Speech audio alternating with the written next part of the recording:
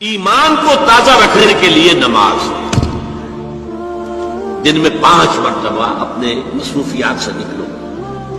صبح کی نیند بڑی سہانی ہوتی ہے، اسے توڑ کر اٹھو اور اٹھو اللہ کے حضور میں حاضر ہو، کھڑے ہو جاؤ، وضو کرو، کھڑے ہو جاؤ، نماز پڑھو، اللہ سے اپنا عہد جو ہے تازہ کرو. ایاک نعبد و ایاک نستعین، اللہ تعالیٰ کے ساتھ اپنے اس عہد کو دوبارہ استوار کرو، تازہ کرو. بڑا پیارا شعر ہے حفیظ جالندری کا کہ سرکشی نے کر دیے دھندلے نقوش بندگی، آؤ سجدے میں گریں لوح جبین تازہ کریں. لوح کہتے تختی کو، جیسے تختی ہوتی تھی ہم لکھتے تھے پھر تازہ کرتے تھے اس کے اوپر، پھر دوبارہ گاچھنی سے اس کو دوبارہ جو ہے تاکہ اس پر لکھا جا سکے. تو یہ لوح جبی جو ہے یہ ہماری، اسے رکھو زمین پر تاکہ اس میں بندگی کا جو نقش ہے وہ تازہ ہو جائے. اس لیے کہ ہماری سرکشی جو نفس کی سرکشی ہے، ان النفس لامارۃ بالسوء، اس نے ہماری یہ بندگی کے جو آثار ہیں، جو نقوش ہیں، انہیں کمزور کر دیا، دھندلا دیا. تو نماز ایک ستون ہے، اور یہ جان لیجئے کہ اسلامی معاشرے کے اندر اس کی تنظیم، اس کی آرگنائزیشن کے لیے یہ یوں سمجھیے رکن رکین ہے، یہ عمود ہے، یہ سب سے بڑا جو ہے بنیاد ہے.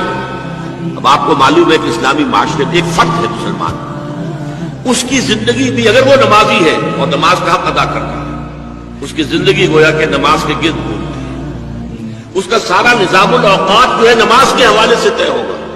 فلاں کام کرنا، اچھا بھائی عصر کی نماز کے بعد وہ کوئی ایسی اپائنٹمنٹ نہیں کر سکتا کہ جس میں عصر کی جماعت جو ہے اس کا معاملہ جو ہے وہ خطرے میں پڑ جائے. مغرب کے بعد اس کا سارا معاملہ چلے گا، اس کا روٹین جو ہے اسی کے گرد گھومے گا. یہ گویا کہ کھوٹا ہے جس کے گرد اس کے معمولات زندگی جو ہے، اس کی چکی جو ہے وہ چل رہی ہے. اسی طریقے سے معاشرہ اب 5 مرتبہ دن میں مسلمان مسجد میں جمع ہو رہا ہے، ایک امام کے پیچھے کھڑے ہیں، اور ایک دفعہ ہفتے میں جو ہے بڑی آبادی کے لوگ جو ہیں مسجد جامع میں جمع ہو گئے. یہ اسلامی معاشرے کی ایک تنظیم ہے. سال میں 2 مرتبہ جو ہے آبادی سے باہر کسی بڑے کھلے میدان میں لوگ چلے گئے ہیں عیدین کے لیے، اور سال میں 1 مرتبہ جو ہے پوری دنیا سے کشاں کہاں کہاں سے گورے بھی اور کالے بھی اور پیلے بھی مسلمان کہاں سے چلے آ رہے ہیں، ہر مسلک ہر فقہ کے ماننے والے.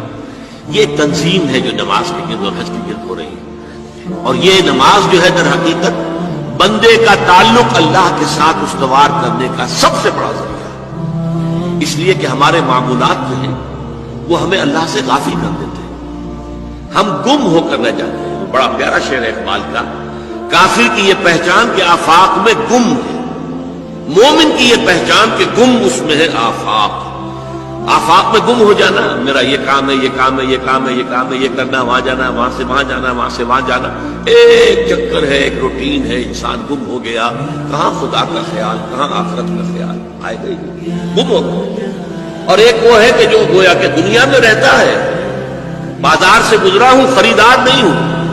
دنیا میں رہو اور دنیا میں گم نہ ہو جاؤ، بلکہ دنیا تمہارے اندر آ جائے، تمہارے قابو میں آ جائے، تمہارے تابع ہو جائے، تمہارے سارے معمولات تمہارے اپنے فیصلے کے، تمہاری خودی کے تابع ہو جائے. یہ کیفیت ہے در حقیقت کی جو مطلوب ہے.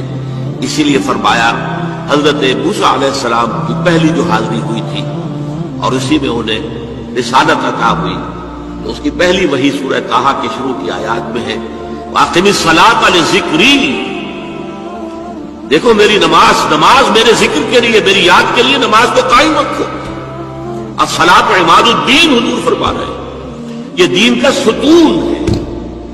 اس دین کی عمارت اس پر کھڑی ہوئی. جیسا کہ میں نے عرض کیا، ہمارے شخصی بھی معاملات اور معمولات اس کے گرد گھومے، اور ہماری اجتماعیت جو ہے، ہمارا معاشرہ اور ہماری ملی تنظیم جو ہے